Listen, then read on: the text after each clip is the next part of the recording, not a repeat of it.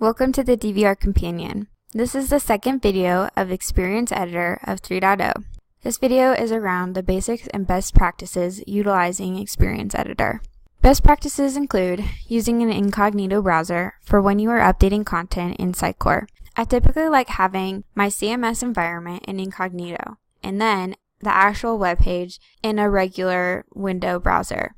You'll see that I'm still in the CMS environment, but not a grayed out incognito window.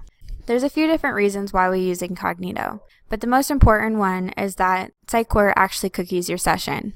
Even being in the same web browser, so if I were to add an additional tab while in incognito, Sitecore is actually going to see that I'm still going to be in the Vail CMS environment. So if I were to update and refresh my CMS page, it'll actually kick me back into Sitecore.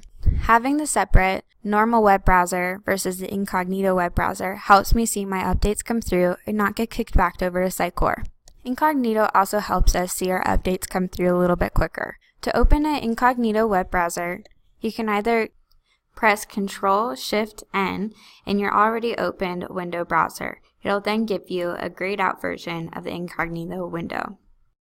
You can also use the three dots stacked on your very right side of your web browser, and then you can click on New Incognito Window. The next video in the series is actually going to be about adding and deleting content elements. For the sake of intention of this video, I'm going to quickly run through the workflow process in Experience Editor. This workflow process is going to be pretty similar to your content editor. So I've already bound my content element to my page. I'll click the floppy disk up in the left-hand corner to save my work. Control-S is also important to use in this Experience Editor. Not all the time when adding content elements or going through the workflow state, this floppy disk sometimes can gray out. So using Control-S on your keyboard will actually help force to save that update. Once doing so, your item will then be checked into the limbo workflow state. Here, I'll submit my work and then publish, and only to web, since this is a training web page. Publish my work, update my page, and you'll see that my hero slideshow is now appended. Experience Editor can get a little tricky. So sometimes if I were to edit something on my web page, but also had this other tab open and editing in here, changes can actually overwrite. So it's important to close out of your Experience Editor when you're finished making your updates there, and click out, and then click back in, and then get back into Experience Editor.